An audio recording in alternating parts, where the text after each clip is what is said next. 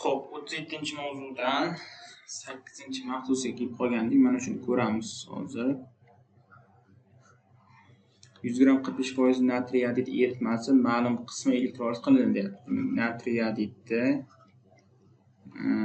eritmasini elektroliz qilganimizda xuddi natriy xlorga o'xshab natriy shqor chiqadi. Xo'p, 0,5 mol vodorod katodda chiqadi. 0,5 mol vodorod plus 0,5 mol yod anodda chiqadi. Mana bu katodda, bu anodda. Xo'p, hosil bo'lgan eritmaga yetarli miqdorda kumush nitrat eritmasi quyilganda umumiy massasi 58,6 gram bo'lgan cho'kma ajraldi. Elektroliz uchun sarflangan faradiy miqdorni hisoblaydi. Xo'p, demak, endi bu yerda hosil bo'lgan eritmaga deyapti, yetarli miqdorda kumush nitrat eritmasi quyilganda 58,6 gram, ya'ni ikkita cho'kma tushgan bu yerda, shuning uchun massasi umumiy deb beryapti. Va elektroliz uchun sarflangan faradiy miqdorni aniqlayapti. Xo'p, bu yerda e'tibor bergan bo'lsanglar, ma'lum qismini elektroliz qilindi deyapti natriy yodidda. Demak, natriy yodid ortgan. Mana shu ortgan natriy yodidni hammasi, demak, kumush nitrat bilan kirishgan mana. Chunki yetarli miqdorda deyapti. Bu yerdan aytib qo'ysanglar, kumush yodid cho'kmasi tushadi. Plus natriy nitrat tushadi. Natriy nitrat hosil bo'ladi aniqroq. Lekin bizda eritma deyapti. Eritmada ishqor ham bor. Natriy ishqori ham bor. Bu ham o'sha demak, kumush nitrat bilan kirishadi. Xo'p.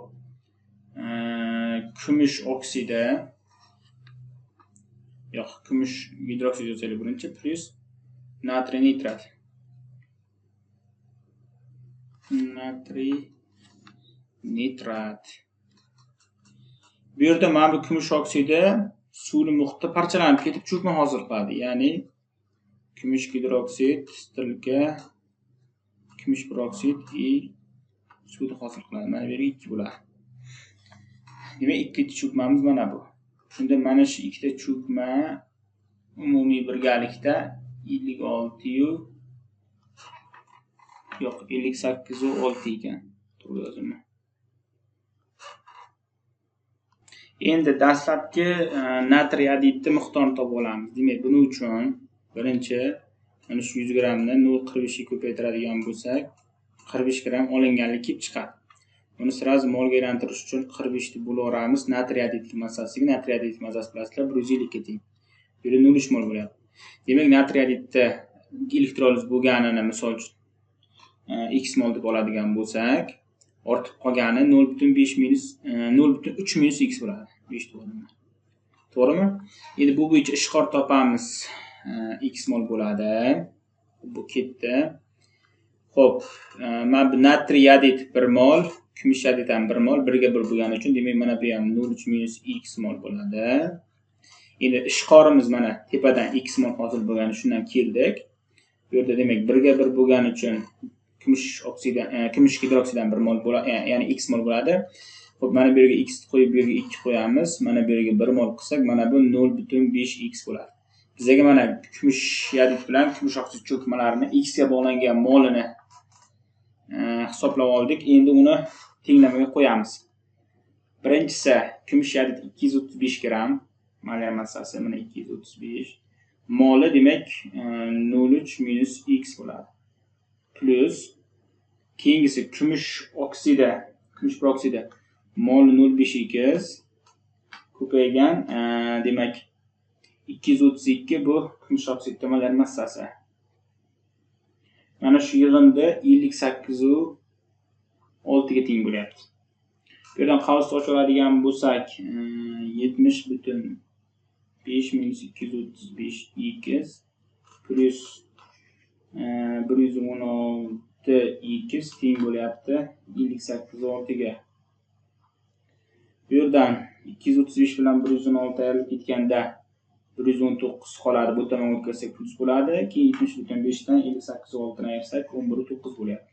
11,9. Plus x hisoblasak mana 0,1 chiqdi.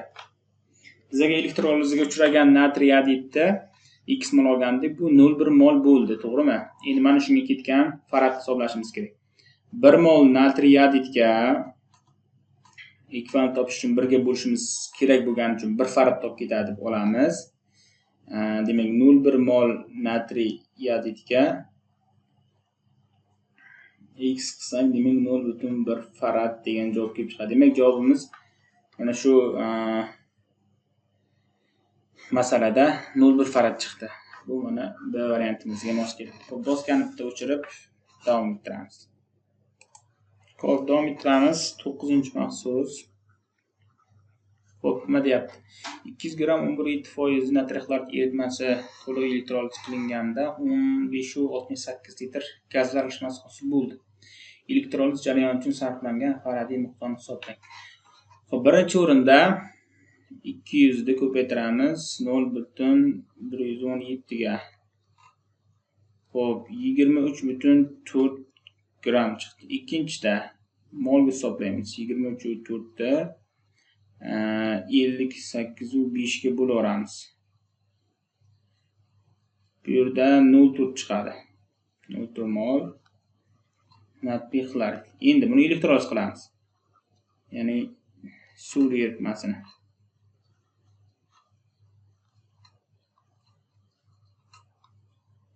Plus suv. Bu yerdan natriy shqor chiqadi. 0,5 vodorod katodda, 0,5 xlor anodda chiqadi. Qaranglar, tekshirib ko'ramiz. Mana bu ikkalasi 1 mol, ya'ni 22,4 degan jami bo'lib turibdi. Mana bu 0,4. Bu 1. Tepani x qiladigan bo'lsam, xo'p, 8,96 litr chiqadi. Bizga esa 15,68 chiqdi deyapti. Demak, natriy xlorid to'liq uchrab, demak suvimiz ham ortib qolgan ekan. Demak, bu yerda suvni ham uchratamiz, chunki gaz bizga berilgandan kamroq chiqyapti. Qolgan qismi demak suvdan chiqqan bo'ladi. Demak, vodorod plus 0,5 ta kislorod. Mana buni ustiga hozir ortganini qo'yib olamiz. Demak, 15,68 dan 8,96 demak, natriy xlorid o'zidan chiqqan gazdan ayirsak,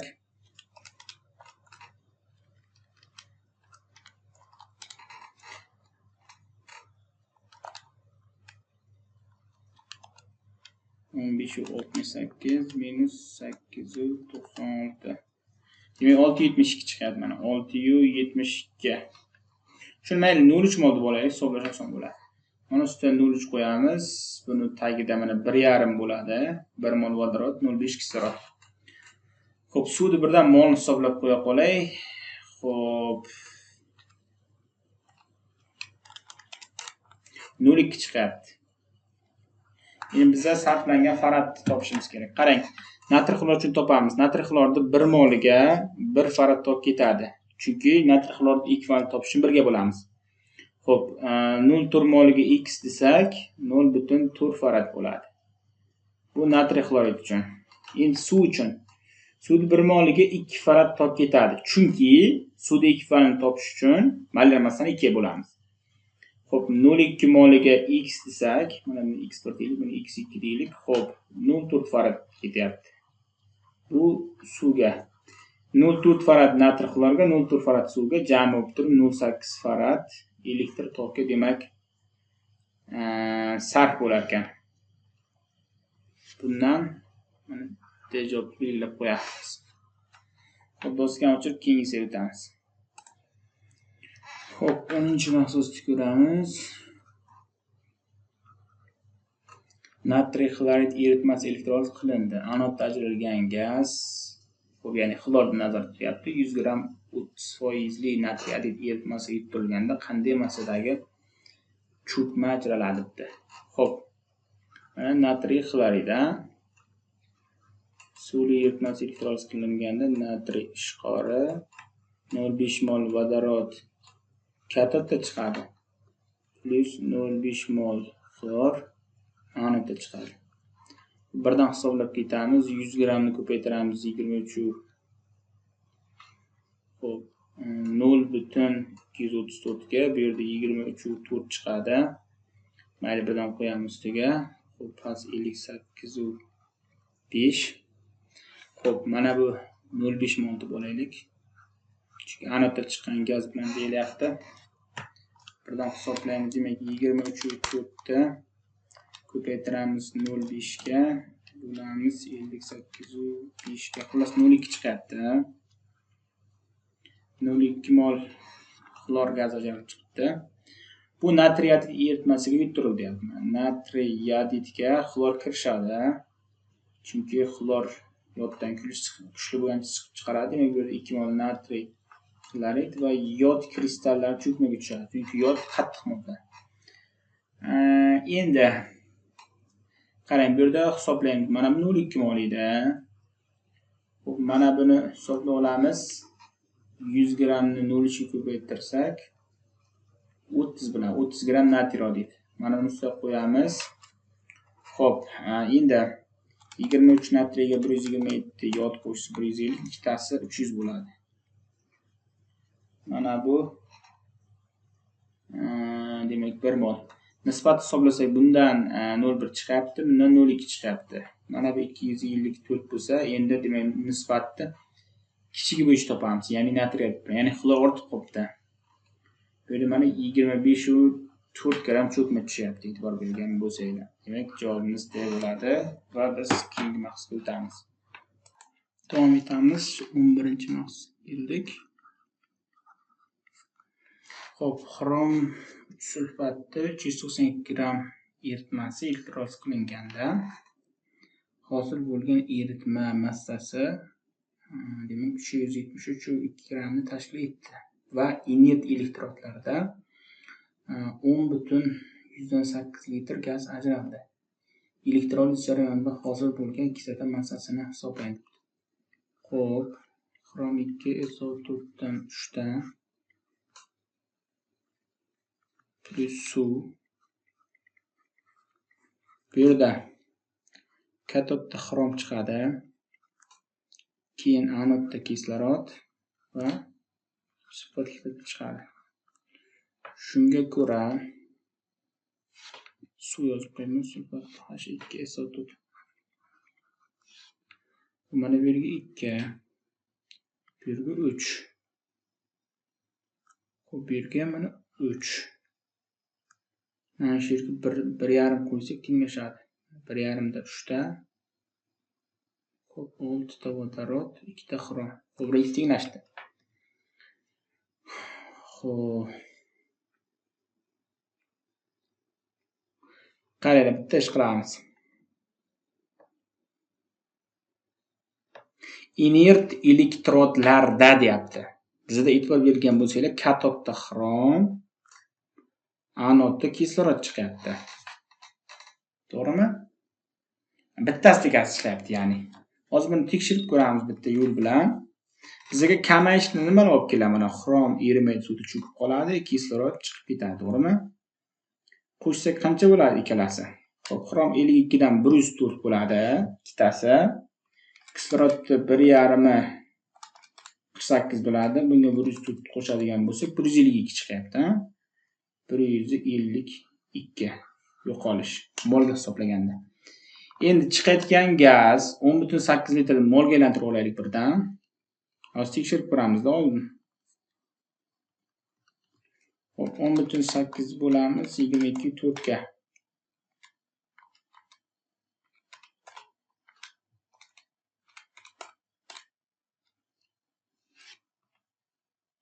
Xo'p, bu yerda 0,45 chiqyapti, 0,45. Endi qarang, mana bu gaz 1,5 mol chiqyapti molga nisbatan. Demak, 1,5 mol gaz chiqqan vaqtda 152 gram kamaysa 0,45 da qancha deymiz? Demak, 0,45 ni 152 ga ko'paytirib bo'lamiz 1,5 ga.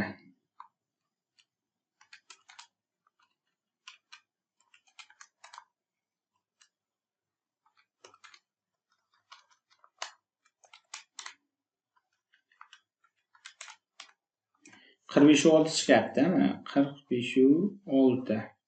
To'g'rimi? Bizga kamayish qancha bo'lyapti? Mana 392 dan 392 dan ayiramiz. Oxirida qolgan eritma 373.2 ni 392 dan 373.2 e'tibor bergan bo'lsangiz 18 u 8 bo'lib qolyapti. Ya'ni to'g'ri kelmayapti. Bu degani bizda suv ham elektrolizga uchragan degan. Men 10.8 litr, ya'ni hozir boshqadan yozib qo'yaman. 10.8 litr, ya'ni 0.45 mol bu suvdan chiqqan vodorod kislorodni ham hisobini olinglar degani. Xo'p, mana bu yerdan molni boshqadan yozib qo'yamiz. 10.08 ni 22.4 ga bo'lsam 0.45 chiqdi. Endi bu yerda demak suvda ham uchrashini biz bilib oldik. Xo'p, mana H2 plus 0.5 ta O2. Endi qarang, mana buni x olamiz, buni y olamiz. Shunda mana bu ikkalasi 1,5 mol bo'lsa, tepada mana 1,5 y bo'ladi. Mana tagi 1. Mana bu yerdan 1,5 bo'lsa bu 1,5 x bo'ladi. Yo'qolish mana tagi 1 bo'lsa. Shunda 1,5 x kislorodga 1,5 y umumiy kislorod bilan vodorodning hajmi, ya'ni suvdagi qo'shsam 0.45 chiqyapti. Bu birinchi ish. Ikkinchisi, yo'qolish nimani hisobiga bo'lyapti? Hozir yo'qolishni ham birdan topib olaylik. Mana bu yerdan 392 dan 373.2 ni ayirib qo'yamiz. Mana shu yo'qolish elektroliz bo'layotgan suv va xrom bilan umumiy chiqayotgan kislorod hisobiga bo'lyapti. Demak 392 dan 373.2 ni ayiramiz. 18.8 yo'qolish bo'lyapti. Bu nimani hisobiga? Mana 1 molidan 152 gram yo'qolsa, x molidan mana bu umumiy deb yozib qo'yam. Bu xrom bilan kislorodniki 152x bo'ladi. Bu yerdan yozamiz, mana 152x bu xrom bilan kislorodni yo'qolishidan plus suvimiz y mol elektroliz bo'ladi, ya'ni yo'q bo'lib ketyapti. Bu degani y moliz demak 18y degani. Teng bo'ladi 18.8 ga. Xo'p, endi mana buni nima qilamiz?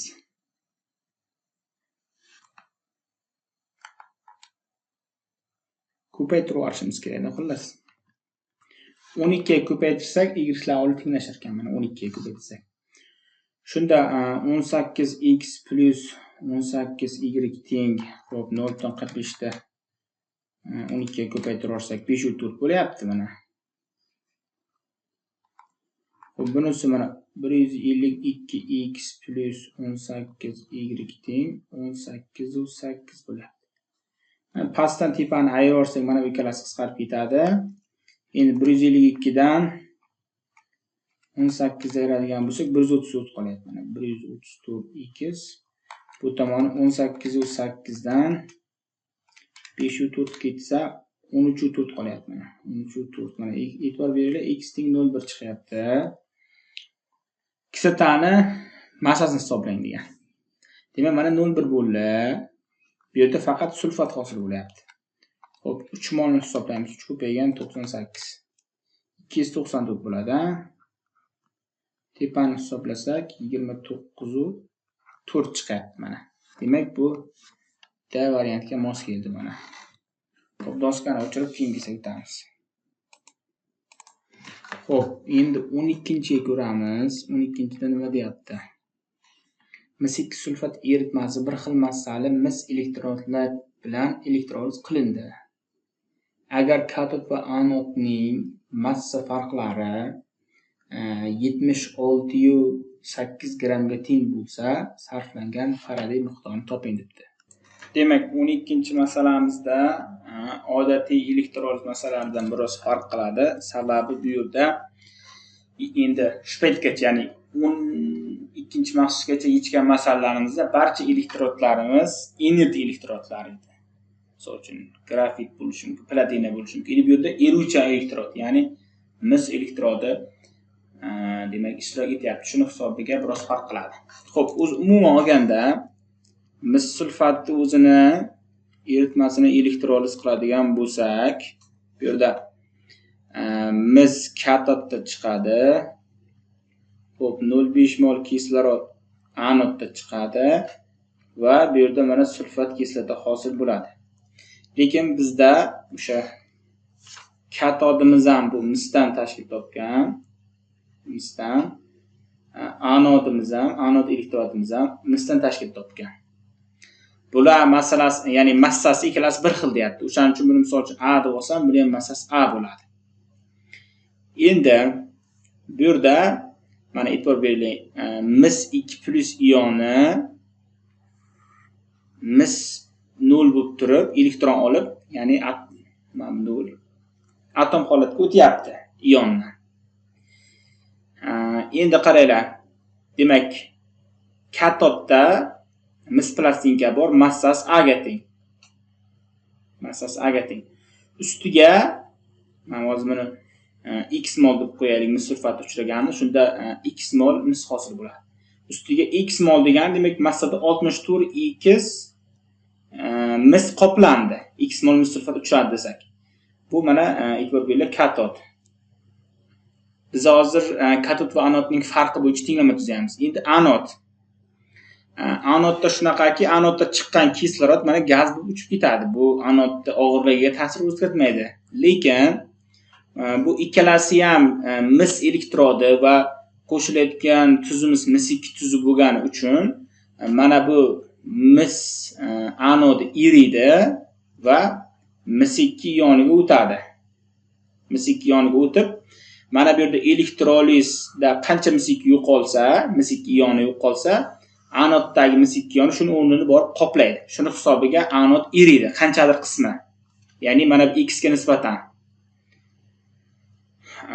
Shunda ya'ni teng bo'ladi. Qoidasi shunaqa, mis sulfatdagi mis 2 ionini qanchasi mana mis, ya'ni katodga yopishsa, mana mis 0 bo'lib turib, mana bu katodimizga yopishadigan bo'lsa, anoddagi mis elementi, ya'ni mis atomlaridan hosil bo'lgan o'sha anod shuncha demak, ya'ni o'sha atomi shuncha ionga aylanadi. Mana biz sirka bilan kuzatib qo'ydik, mana anoddagi misni erib mis 2 ioniga o'tgan miqdori bilan mis 2 sulfatdagi mis 2 ionining mis demak atom holatiga o'tishi bir xil bo'ladi miqdordan. Shundan xulosa qilamizki, demak bundan ham mana x mol ketibdi mana. Ya'ni mis anoddan ham x mol mis erib mis 2 ioniga o'tgan. Endi shunda anodning massasi ham A ga teng edi, to'g'rimi? A ga teng edi. Bundan mana elektrodning massasi kamayishi sabab bo'lyapti, ya'ni mis eryapti x mol. Demak, massada 64x bo'ladi. Mana bu endi hosil bo'lgan yangi anod.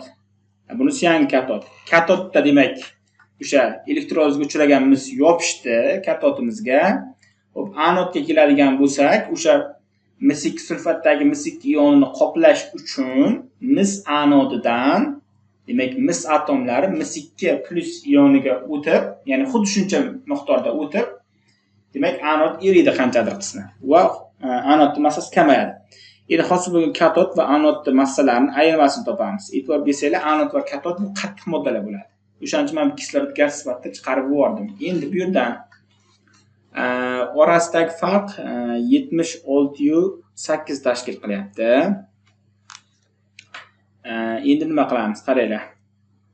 Mana bu qavs ocharsam A + 64x minus A + 64x teng bo'ladi 76.8 ga. Mana ikkita A ketadi. 64 ga 64 ni qo'shsak 128x bo'ladi. Teng 76.8 bo'lyapti. X hisoblasak bu yerda 0.6 chiqyapti. Demak, 0.6 mol mis 2 sulfat o'sha mis elektrodlarida elektrozga uchragan sarflangan Faraday miqdorini toping deyapti. Endi qarang, 1 mol mis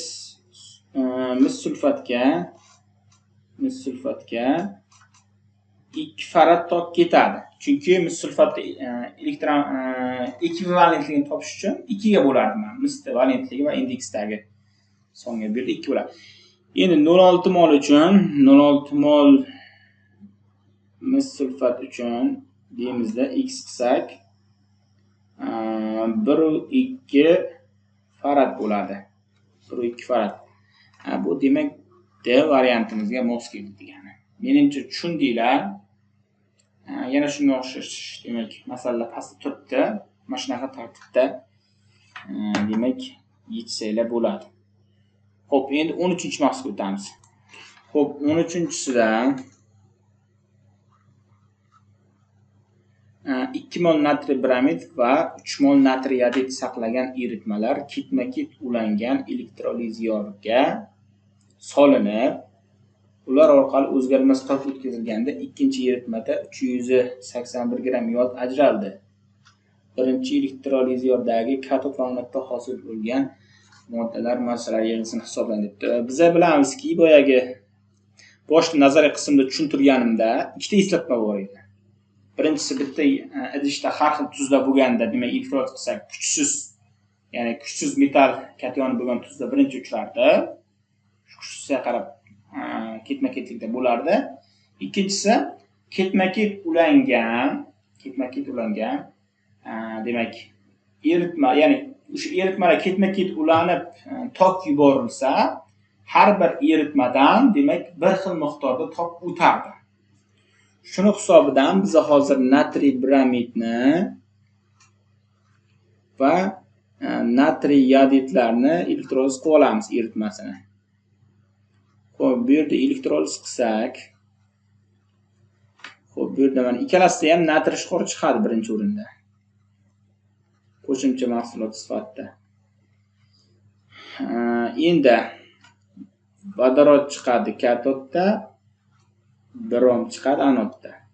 0,5 buni ham 0,5 qilib qo'ysak bo'ladi. Bundan yana xuddi o'sha gap 0,5 mol vodorod katodda plus 0,5 mol yod anodda chiqadi. Endi bizga yod ma'lum 381 chiqqan. Mana bu 127 ma'lum. Mana shu bo'yicha natriy yodidni hozir molni hisoblab olamiz. Xo'p. Bu yerda 3 mol chiqyapti. 3 mol. Demak 3 mol natriy yodid elektroliz uchraganda, endi buni tokka sarflaydigan, tokka o'zgartiradigan bo'lsak, 1 mol natriy yodidga 1 farad tok ketadi. Chunki natriy yodidni ekvivalent topish uchun birga bo'lamiz. Endi 3 moliga x desak 3 farad bo'ladi, 3 farad bo'ldi. Endi natriy bromid, natriy bromid demak bu yerda farad ortib qolyapti. Chunki natriy bromidda 1 mol uchun 2 farad 1 farad tok ketadi. Chunki bu yerda ham xuddi o'sha ish natriy yodidga o'xshaydi. 1 farad tok ketsa, 2 mol uchun 2 farad tok ketadi. Demak bizda 3 faraddan 2 faradi faqat tuz uchun ketsa, 1 farad ortib qoladi. Demak bu suv uchun bo'ladi. Hozir buni alohida yozib olamiz. Demak natriy bromid ustiga 2 molni qo'yib olamiz, tagida 1. Bizga oxirida nima so'ragan? Katod va anodda hosil bo'lgan moddalar massasi yig'indisi so'raydi. Demak, vodorod hisoblaymiz. 1 gram 1 2 ko'paytirib 1 ga bo'lsak 2 bo'ladi. Xo'p, bu yana 80 gram 2 ko'paytirib 1 ga bo'lsak, demak 160 bo'ladi. Keyingisi 1 farad suvda. Qaranglar, 1 mol suv uchun 2 farad tok ketsa, 1 farad tok uchun mana x desak 0,5 mol degani bu. Demak, mana suvni ham o'chiramiz. Vodorod katodda 0,5 mol kislorod anodda chiqadi. Mana 0,5 mol bu 1. Umumiy mashikalas 18 bo'lsa, demak 9 gramdan bizga umumiysi kerak-ku. 9 gram vodorod bilan kislorod suvdan chiqqan. Keyin mana bu yerda 160 ga 2 bor, demak umumiy 162 bo'ladi. Mana shuni qo'shib olsak, 162 katod va anoddan chiqqan moddalar, bu yoq 9. Demak 162 ga 9 ni qo'shadigan bo'lsak, 171 gram. Demak katod va anoddan chiqqan moddalar umumiy yig'indisi bo'ladi. Va bu demak B variantimizga mos kelyapti degani. Xo'p, o'chirib keyingisiga o'tamiz. Xo'p, keyingisi 14-mahsus bo'ldi shunda. 14-mahsus 250 gram 39% simob 2 nitrat eritmasi elektroliz qilinganda eritma massasi 72,3 gramga kamaydi. Elektroliz jarayonida ishtirok etgan suv massasini hisoblaymiz. Yozib olamiz. Simob 2 nitrat. Birinchi suv qo'shib elektroliz qilganimizda simob chiqadi katodda, kislorod chiqadi anodda. Xo'p, mana shu 0,5 bo'ladi. Keyin 2 mol nitrat chiqyapti. Simob 201 bo'lsa, mana bu 16 qo'shsam 217 chiqyapti. Bu yo'qolishda mana simob cho'kadi, suvda erimaydi, bu gaz chiqib ketadi. Kamayishini hisobi. Endi 250 gramni 0,39 ga ko'paytirib, simob nitratni o'zini massasini hisoblab olamiz. Demak 250 ko'paygan 0,39 97,5 ustiga qo'yamiz 97,5. Xo'p, 2 ta 62 qo'shamiz 201 ga 325 chiqyapti. Tekshirib ko'ramiz. Suv uchraganmi yo'qmi? Mana x qilamiz. 325 gramdan 217 kamayish bo'lsa, 97,5 dan qancha deymiz? Shunda 97,5 ni ko'paytiramiz 217 ga. Bo'lamiz 325 ga. Xullas 65 u 1 chiqdi. Endi lekin bizga 72,3 ga kamaydi degan. Demak, suv ham elektroliz bo'lganda mana. Suv ham kamayishga sababchi bo'ladi. 0,5 mol kislorod bo'lsa, demak, bu yerda 72,3 dan 65 u 1 da ayirib tashlasak, suvni kamayishi hisob kelib chiqadi. Xo'p, 72,3 minus 65 u 1. Xo'p, mana 7,2 bo'ldi. Demak, bu yerda 7,2 suv uchragan. Bizga umumiy qancha suv sarflangan deyapti. Ya'ni qancha suv ishtirok etgan deyapti. Mana buni ham hisobga olishimiz kerak. Mana 18 gram bo'lsa, xo'p, mana shu 5,4 bo'ladi. 5,4. Demak, 5,4 gram elektroliz uchun ketdi reaksiyaga. 7,2 o'z alohida elektroliz uchradi. Shunda qo'shib olamiz 7,2 ga 5,4 da. Bu yerda 12,6 chiqadi. Xo'p, bu ham ketdi, demak, B variant. Keyingisi 15-mahsus ko'radigan bo'lsak, xo'p, natr sulfat eritmasiga shuncha suv qo'shildi va 7,5 tok kuchi bilan elektroliz qilinganda 7,1% eritma hosil bo'ldi. Eritma necha sekund davomida elektroliz qilingan? Xo'p, qarang, bu yerda natr sulfat elektroliz uchramaydi, faqat suv uchraydi. Demak, bu yerda mol hisoblab olishimiz bizga muhim. Buning uchun mana 0,4 litr 400 millimiz ko'paytiramiz 0,75 molyarga. Xo'p.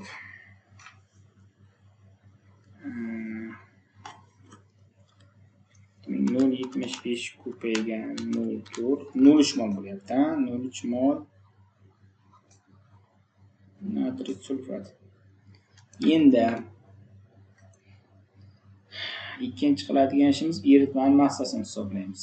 Bu yerda 400 ni ko'paytiramiz 1,2 ga 480 gram eritma bo'ladi. Keyin mana bu yerda qo'shilgan suvimizdan 147 gram bo'laveradi. Chunki milli suv degani o'sha zishlik bir bo'lgani uchun baribir 147 gram bo'lib ketadi. Endi qo'shib olamiz mana shu ikkalasini. 480 ga qo'shamiz 147 ni. O'zi umuman 627 gram eritma bo'lgan ekan. Bu yerda elektroz qilsak suv elektroz chiqib ketgan. Va mana shu 0,3 mol natriy sulfati massasini hisoblab olamiz. Demak 142 ni ko'paytiramiz 0,3 ga. 42 oldi mana. Bu o'zgarmagan. Plus suv chiqib ketgan taqdirda ham 42,6 gram tuzimiz o'sha 7,1% beraveradi bizga. Endi biza 100% hisoblaymiz bu yerda. Shunda mana bu 620 dan qancha farq qilishini hisoblab, suvning elektrozini topasak bo'ladi. Buning uchun 42,6 ni 100 ga ko'paytirib bo'lamiz 7,1 ga.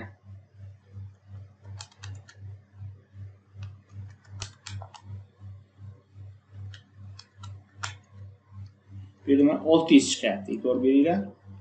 Biza elektroz qilmasdan oldin qo'shganimizda qancha edi? 627 edi. Lekin bizda bu yerda 600 chiqyapti. Orasidagi farq qancha edi? 27 gram suv. Molda 1,5 mol degani. Endi 1 mol suvga 2 farad ketsa, mana buni yozaylik. 1,5 moliga qancha desak, 3 farad bo'ladi. Endi uni qo'yamiz. 3 farad teng tok kuchimiz 7,5 qanaqadir t sekund taqsim 96,500. T'ni topish uchun 3 faradni ko'paytiramiz 96,500 ga bo'lamiz 7,5 ga. Bu yerda 38,600 chiqadi. 38,600 sekund chiqyapti. Va bu mana B variantimizga mos keldi. Xo'p, mana shu joyida videoni yakunlab 16-mahsusdan boshlanadiganini keyingi videoga demak joylaymiz. Hozircha shular.